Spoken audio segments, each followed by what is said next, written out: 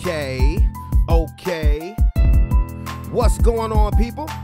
It's your boy Brandon Brevon Towns. I'm the host of that show called Sports Plus Life. And you guys already know it's going down today, so let's go. But turn it off, turn it all the way off. Yeah. Kind of a little trademark thing. Maybe I need to copyright that. But anyway, allow me to reintroduce myself. My name is Brandon Brevon Towns. This is Sports Plus Life. And again, this is that talk show where we talk about all of them sports topics that need to be discussed, as well as life topics. I hope everybody's having a good day, as good as I could possibly think. We are living in different times than what we were just 1 week ago. How the world can change overnight, or maybe over a course of 7 nights. And I had to clear my voice. No corona. Don't start tripping. But you know, I hope everybody is being safe. I hope everybody is trying their best to practice social distancing. I'll get into that. In a couple of minutes. But it is Tuesday, March 24th, 2020. So, with that being said, before I go into anything, I would like to say happy birthday to my mother. Yes, today is my mom's birthday, and if she listens to this, she will see that I shouted her out first, wishing her definitely a happy, safe birthday. And if she chooses to click to the next video because she's worried about some of the language that might be used, I can understand that. But anyway, without further ado, let's get to it. Well, first, I'm going to talk about, again, what everybody else has been talking about, the pandemic that has just taken the world, at least the world events, by storm. I'm talking about the coronavirus. Coronavirus! Well, it has pretty much put everything to a stop, to a halt when it comes to sports. Well, I'm not going to say pretty much. I mean, it has. Unless there's some things going on that we don't know about. I think maybe it's been some soccer events going on, not sure, but you know, all of the sports that we hold near and dear to our hearts that we're used to watching around this time in the United States of these parts of America have been put to a stop, unfortunately, thanks to this old punk-ass virus. And outside of sports, it's pretty much shutting down everything in regards to economics, people's jobs. You know, the state of New York shut down. California, the state of Washington. Here in Virginia, I'm pretty sure it's coming soon. We just got the word yesterday that schools are closed for the remainder of the school year. Think about that. We're in March, and the kids are done with school. God damn! And hopefully, through the grace of the Almighty above, they will be back in school in September. And you talk about one long spring/summer break. These kids are out for 6 months. I told my son yesterday, I said, well, dude, you're a 4th grader now. He said, I am? And I was like, you know what? Yeah, you are. Just trying to explain to him exactly what's going on. Doesn't really make a difference to my daughter yet because she's not in school yet. She's supposed to be in school next year. So like I said, this is everything that has been going on, and to be honest with you, I mean, everybody moved on this action too late, and I'm talking in specifics to our government. When they decided to close down schools for 2 weeks, almost 2 weeks ago, they should have just went on ahead and did the whole shebang bang instead of going into steps and saying, okay, we'll first start with closing schools down for 2 weeks and blase blah. They should have just went with a mandatory nationwide lockdown 2 weeks ago. They should have did a nationwide lockdown 2 weeks ago, and you may have better results than what you're getting.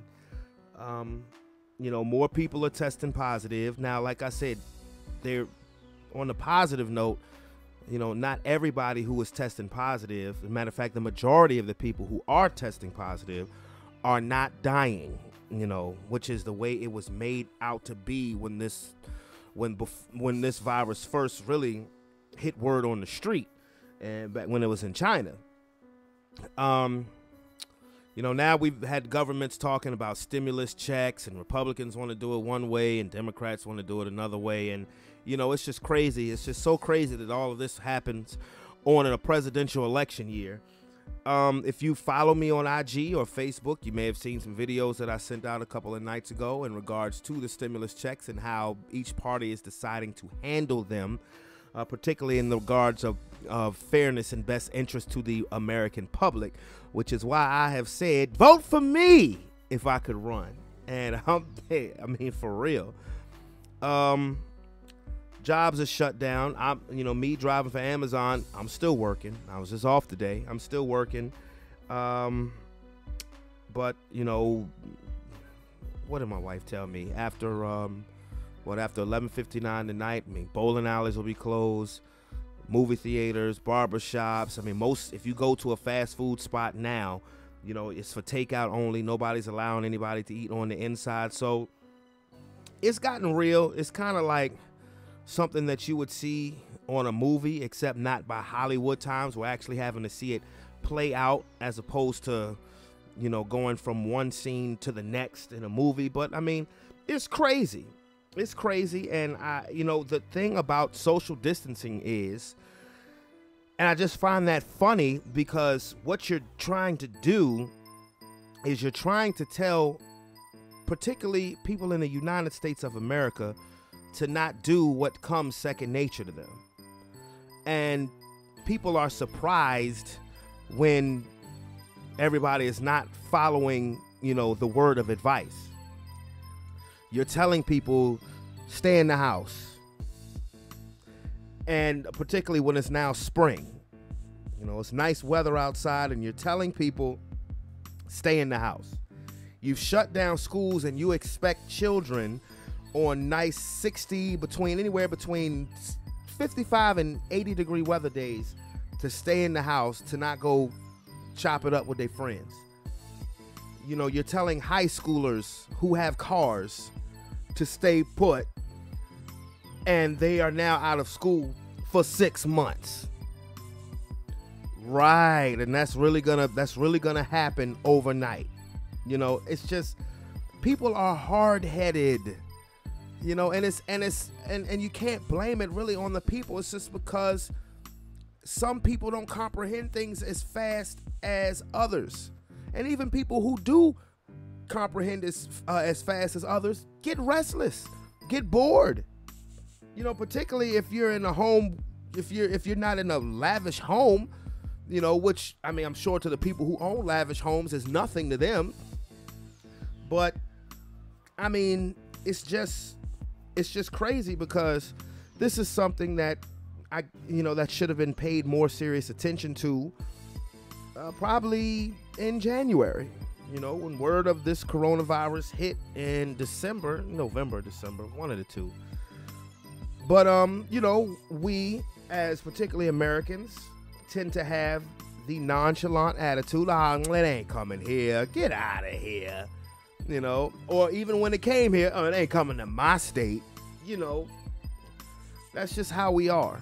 So now, when shit hits the fan, and shit has hit the fan, now you're asking American people to stay in your home and, you know, do what? Particularly those who have been laid off, unfortunately, due to this pandemic. You know, let's talk about, you know, since everything is suspended and everything is closed, how about suspending some of these bills? All bills should be suspended. All bills should be waived, at least for the next month, maybe 2 months.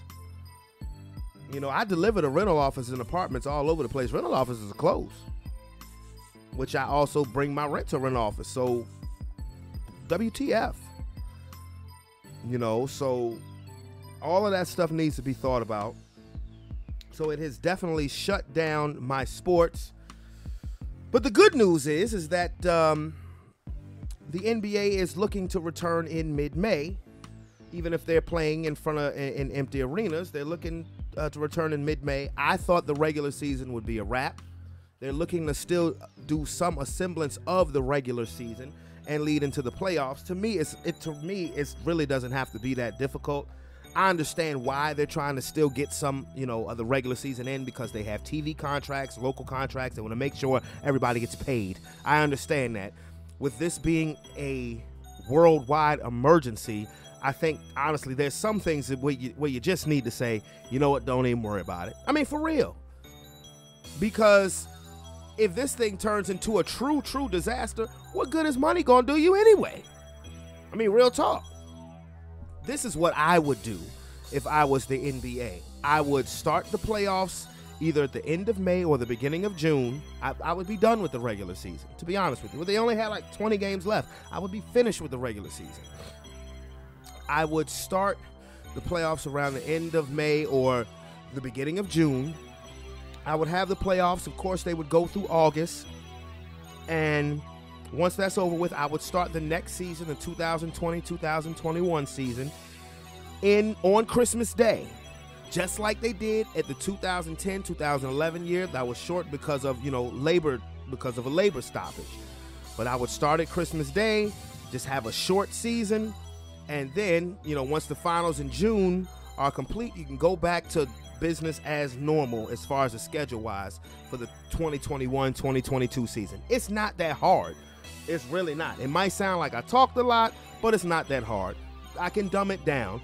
Start the playoffs at the end of May, June. Start next season on Christmas Day. And then you'll be back on your regular schedule. That simple. So now what Major League Baseball is going to do, I don't know. Honestly, I don't care. Biatch. The game where cheaters always win. I don't care about what happens with baseball. The Olympics today officially postponed. The 2020 Summer Olympics in Tokyo have officially been postponed until next year. I don't know why they were so late to the party, and everybody crucified the NCAA for how they were late to the party. I guess maybe because they weren't supposed to start until July.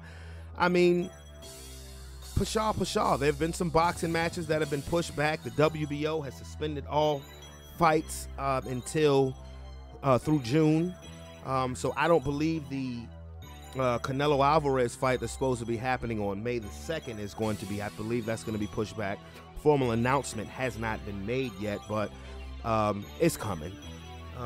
Now, whether that will affect the third fight between Tyson Fury and Deontay Wilder on July 18th, day before my birthday, I don't know.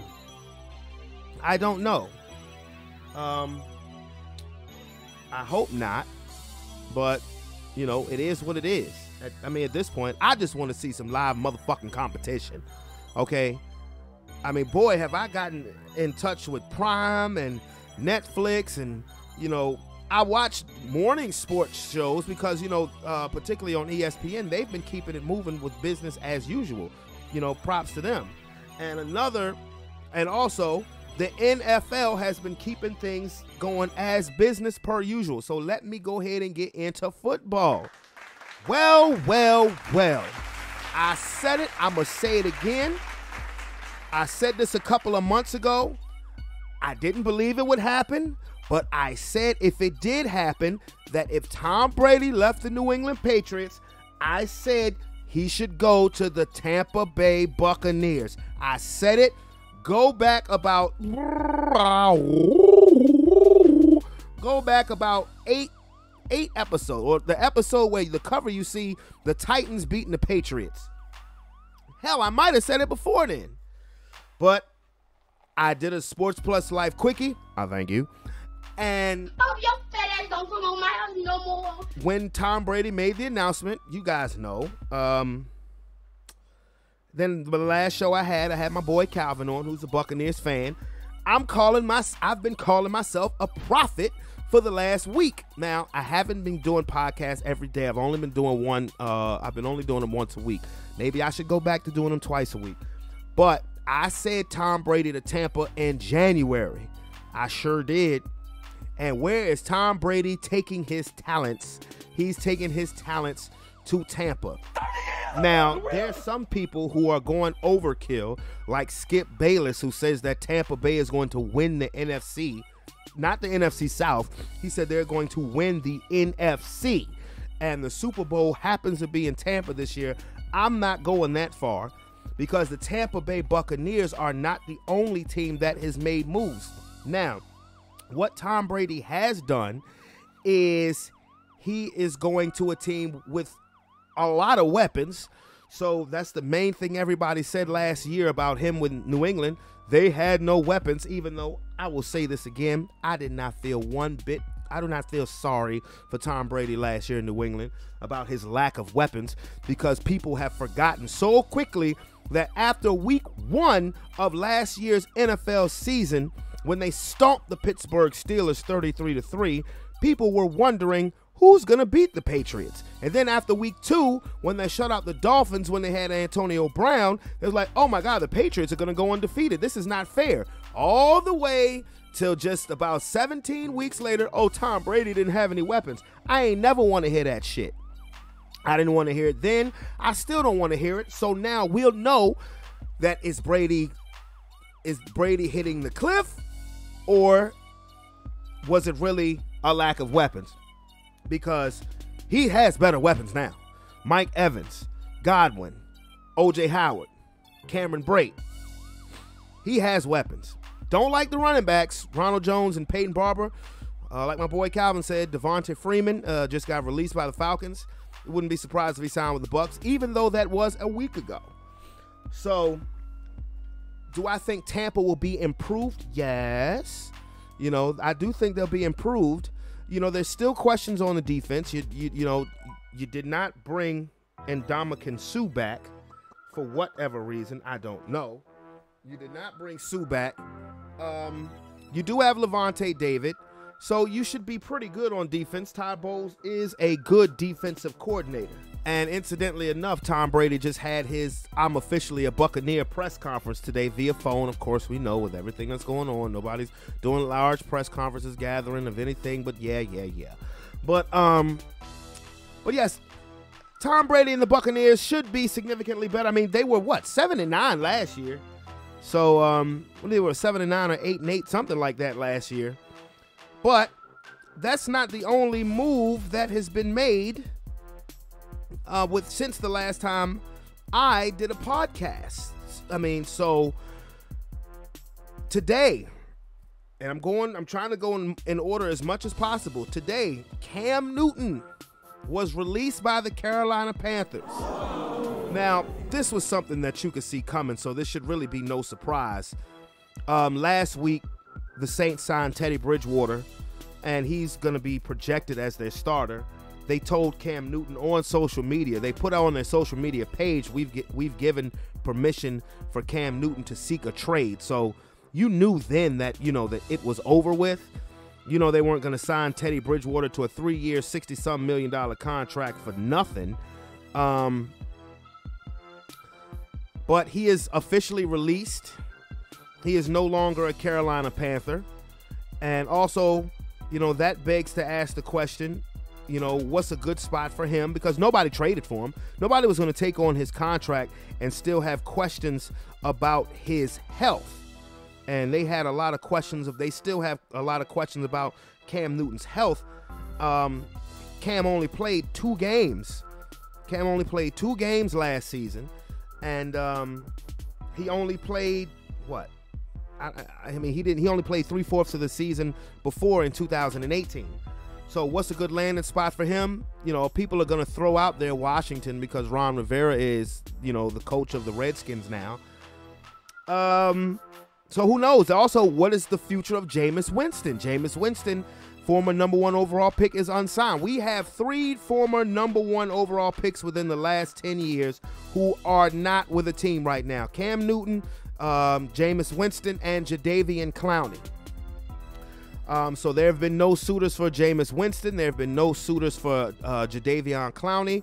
Todd Gurley got released by the Rams late last week. Todd Gurley stayed on the market less than 24 hours before he went back to Georgia, where he played his college ball at, and signed a deal with the Atlanta Falcons. This is what I'm saying as far as I'm not going into overkill about Brady to the Tampa Bay Buccaneers. While Tom Brady signing with the Bucs makes him look good, the teams just around that division have already spruced up. Okay, I'll start with the top. I think if I was to make a prediction today, I would call Tampa Bay to finish second in that division. I would call them to make the playoffs based on the fact that now there's an extra team in the playoffs for each conference. You know, instead of 6 teams per conference, it's now 7 teams. Only one bye week that goes to the team with the best record in each conference. So there's an extra team. I see Tampa making the playoffs. Do I see them winning the NFC South? No. Do I see them winning the NFC?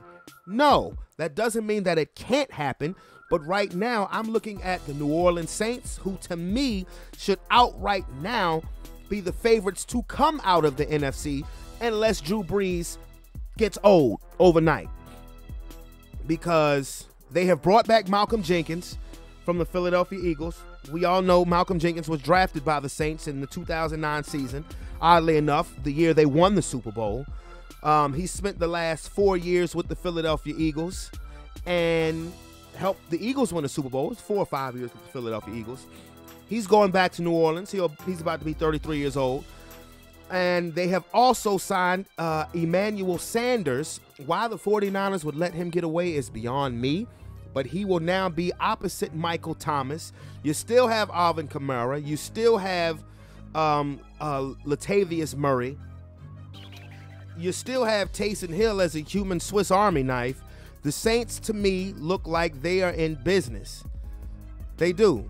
I don't know if they still have Jackrabbit Jenkins. I'm not sure if they still have Janoris Jenkins, but if they do, that's even better. But the Saints, to me, clearly should be the favorite to come out of the NFC. You got Tampa with the moves they made. The Atlanta Falcons have spruced up. You know, they got Dante Fowler from the Rams, along with Todd Gurley. Now you have Todd Gurley replacing Freeman. You still have Julio Jones, Calvin Ridley. They lost Hooper, but I mean, okay, I'm pretty sure they can replace the tight end. You know, they've been making moves, and that division itself is going to be pretty tough. You know, the Carolina Panthers haven't completely stood still. They did just sign today Robbie White to go along with DJ Moore, and they also signed the player who was in line to be the MVP for the XFL, PJ Walker. Did I say that? Is that his correct name? From the Houston Roughnecks. And I'll tell you, that boy could ball. That boy could ball. I mean, they were the undefeated team. He was putting on a show. I kind of feel bad for Vince McMahon, because you could have looked at that dude and there was your star. They were the star of your league, you know. But now, which was predictable, you know, you have a couple of XFL players who are really standouts. They are now heading to the NFL. Now they're saying that PJ Walker is going to be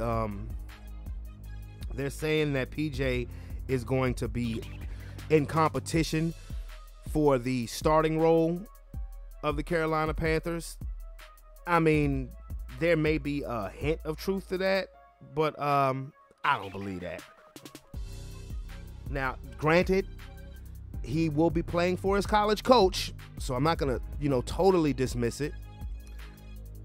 But yeah, so Tampa Bay has definitely made some noise. But so is the rest of the NFC, particularly the NFC South. They have. And everything should be interesting. And the good thing about it is, like I said, football has been going along as usual. The business of football has not slowed down one bit, despite everything else in sports, everything else damn near around the world shutting down because of this coronavirus. Coronavirus! You know what I find funny about the coronavirus is how many things are shutting down, and I can only speak for the state of Virginia, how a lot of state jobs have shut down. The liquor store stands strong. I mean, I'm serious. The liquor store stands tall. Yes, it does. But, so yes, like I said, back to football. The NFC should definitely be interesting. To me, the AFC is a two-team race. It really is right now. Right now, the AFC is a two-team race. Of course, the Kansas City Chiefs, who are the reigning Super Bowl champions, but also the Baltimore Ravens, who have not gotten any worse this offseason. They should be a major player. I mean, I can't sit here and say that I believe in the Steelers, I believe in, the Chargers, or I believe in the Patriots. I mean, I'm not going to doubt Bill Belichick, but if Jarrett Stidham is going to be your answer, I have to see that to believe that. Now, which brings up the question, where's a good place for Cam Newton to end up? The difference between Cam Newton and Jameis Winston is if Cam Newton gets a position, if Cam Newton gets signed by a team, he's going to be signed with the expectations of him being a starter. Jameis Winston, not so much. Not after him being in the 30-30 club last year. I mean, so, and I was mentioning the running backs, Peyton Barber and Ronald Jones for the Buccaneers. Well, Peyton Barber signed a contract with the Washington Redskins. He's out. Okay, so he's not in Tampa anymore. But with the AFC is a whole different ball game, because while my Broncos did add Melvin Gordon, I'm like, why? Honestly, I mean, he's a good player, but I mean, I like Freeman and Lindsey. You're gonna take away carries from Lindsey. I understand he's a relatively small back, but he's been productive his first 2 years. I mean, I don't see anything special from the Raiders. They signed Marcus Mariota. I mean, so what? The Indianapolis Colts signed Phillip Rivers. They could be a dark horse because they have an awesome offensive line, maybe the best in football. They do have a good running back in Marlon Mack, but I mean, what consistent weapons do you have other than T.Y. Hilton and Jack Doyle in Indianapolis? So their questions. Houston, I don't know Bill O'Brien has just, proven himself to be quite the idiot. We talked about that last show and what the hell he was thinking about trading away DeAndre Hopkins. Deshaun Watson voiced his displeasure about it yesterday. I don't blame him. I think Bill O'Brien just got his star quarterback the hell up out of there. See, this is the problem. This is the problem with these coaches that are from the Bill Belichick tree. Just like Matt Patricia in Detroit, and they just traded Darius Slay to the Philadelphia Eagles, which was a big-time move for the Philadelphia Eagles. They needed that big time. The Eagles, to me, I don't care what everybody says about them funky-ass Cowboys, who people are going to look on paper, oh, they should be the favorite to win. No, the Philadelphia Eagles are still my favorite to win the NFC East. Settle down just a little bit. Matt Patricia, just like little funky-ass Bill O'Brien, want to sit there and offend players, get rid of them, like they Bill Belichick. That's the problem. Those coaches under the Belichick tree think that they're Bill Belichick, and they're not. Now, granted, Bill O'Brien has had the most success of anybody from the Belichick coaching tree, but still, he's just making moves that are flat out dumb, and he's been the beneficiary of a weak division. The only team that they really had to worry about up until this year with Tennessee was the Colts with Andrew Luck. That's it. Jacksonville had a little one-year shine in 2017. That's it, though. Houston has been the most consistent team in that division. So you do that. So you get rid of a wide receiver who only Michael Thomas has been better than in the past couple of years, and Nuke Hopkins.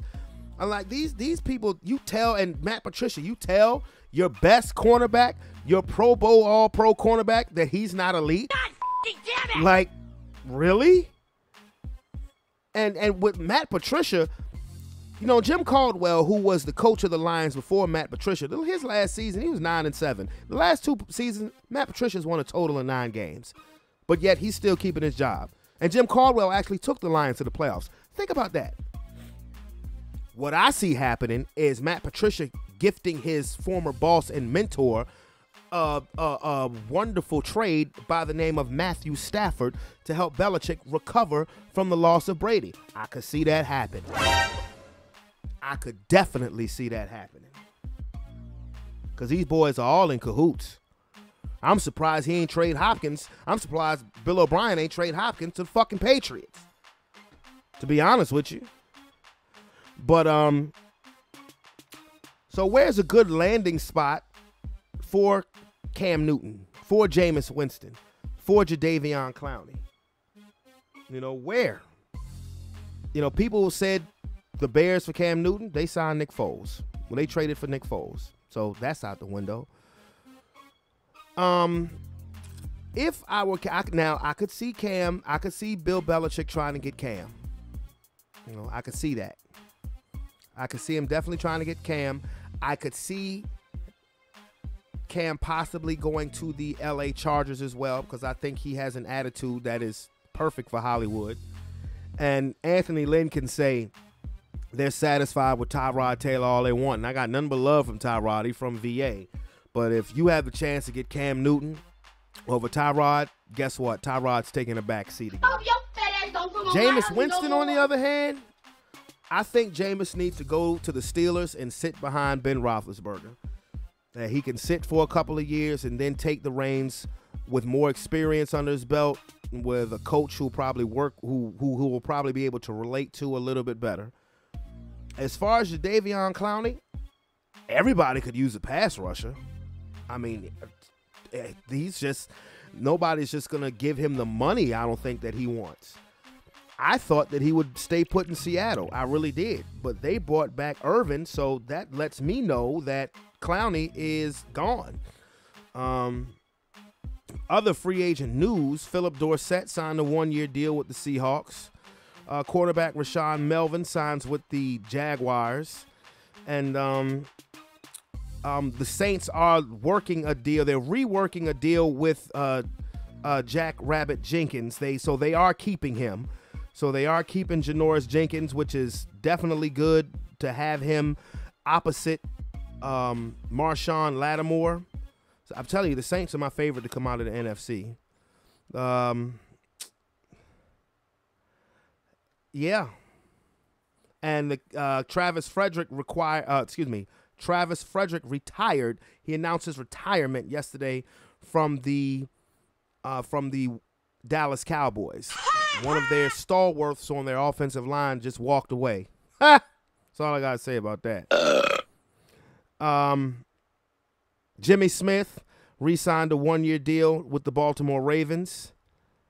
And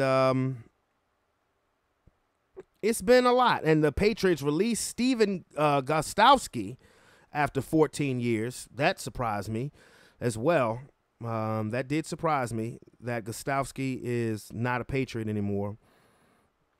The Redskins got Kyle Allen in a trade. He was the quarterback, remember, who was in place of Cam after pretty much for the whole season. So that lets you know if they're going to trade Kyle Allen, they ain't trading him just so they can keep Cam and bring in Teddy Bridgewater and P.J. Walker. That's not happening. But yeah, so football is keeping business going as usual. I can definitely appreciate that. I really can. And with this crazy time that we're in right now, where pretty much everybody is in the house, I mean, just to be honest with you, I think the only way that everybody is actually going to stay in the house is a mandatory lockdown. So that's just my opinion. But, with that being said, where the buzzer, where the buzzer, where the buzzer? Okay, so I just want to, kind of address the situation that I heard a couple of days ago in regards to Florida, a region in Florida where they actually started, there were people who were sent home from work and not able to take care of their bills due to this pandemic that's going on. And this, this particular area in Florida started cutting off people's lights. And there was one guy by the name of Omari Hardy who is on the board who simply went off and spazzed out and had every right to. I think you are going to be seeing this brother on a national stage in the near future, because he's a person that we need, for everybody. He's a person that we need. But I just want you guys to listen to Can we do better? There's always things that pop up that we can do better on. And I call the question. I'm sorry. That's not how this works. We each have an opportunity to speak 5 minutes. I thought we did. Yeah, the question's been called. I'm sorry. And that's not how calling the question works. You need a second and you need to vote on it. Then I have a second for calling the question. So are you telling me that you're going to keep me from talking right now? You've talked all evening. Look here. You're calling me disrespectful because I've interrupted people, but this gentleman has turned off people's lights in the middle of a global health pandemic. That's what that gentleman did. Point of order. And you think I'm disrespectful for interrupting you. Point of order. This gentleman has had the ability to do any number of things. We could have banned large gatherings. We could have closed the beach. We could have put a moratorium on utility shutoffs. I recessed. Also not within your power, and the attorney has held that that's true. I recessed the meeting. You came up with new rules at the beginning of the meeting, and then you didn't even want to follow the rules that you came up with. And you took advantage. This is a banana republic is what you're turning this place into with your so-called leadership. Does a recess mean that we will be... Yes. Camera on that? I don't care anything about this. Camera on that? I don't care anything about this. Does We should have been talking about this last week. Can we... We cut off people's utilities this week and made them pay what could have been their last check to us to turn their lights on in a global health pandemic. But you don't care about that and you didn't want to meet. But every other year you go around and beg people for their votes. Hey. Can we explain But the you recess? care more about your relationship with that guy than you care about the relationship with the people who don't go to work in this building. Order! You were done. You're done. You're done. Disrespect. It's disrespectful is what you've done to the working people in the city. I didn't do anything. You failed to act. I didn't do anything. When you're a leader, you failed to act. You said you didn't do anything. You failed to act. When you had an opportunity. Party for State House. I don't care anything about that. Do you think anybody cares? Does a recess mean that we can reconvene tonight, or... Okay. Is that in 5 minutes, or... It's when the chair comes back. I'm going to be honest with you. The mayor of Florida, whatever that lady's name, she is despicable. And whoever turned off people's lights during a global pandemic should be ashamed of themselves. And all she's sitting there doing is screaming, point of order, point of order. Why don't you point to the door and order yourself to walk the hell up out of it? Biatch. I mean, Amari Hardy sounds like a person that the people could really use as a representative because he actually genuinely cares. And he was calling them out, you know, that you're doing this to people, but yet at the same time, you're asking for their vote. I mean, I'm like, are you joking? Are you joking right now? So I'm not mad at him at all. He did what he needed to do, and he put them on blast on Front Street. And that mayor's like, I didn't do anything. You're right, you didn't, because like you said, you failed to act. You failed to act. Thus, you have let the citizens of your city down. And you know what? They don't give no fucks. They really don't. And this is why, excuse me, I would only visit Florida. I would not live there because they got some issues with them. And it goes way beyond what I just played for you guys. They got some serious issues with them. But I just want to implore everybody just to stay safe. Try not to get too restless. If you don't have Netflix or if you don't have Hulu, here's a good time to order it. Get you at least a free 30-day subscription. And then just go ahead and just, you know, do what you got to do. Do what you got to do. Just stay safe, you know. Stay safe and stay healthy. We don't know how long this thing is going to last. So we're going to have to lean on each other. And if you're a loner, you should be all right. Real talk. You should be all right. But if you have not hit the subscription button, definitely hit that subscription button and become a part of the Sports Plus Life family. It's your boy, Brandon Brevon Towns. I will see you guys later. Be safe. Love y'all. Peace.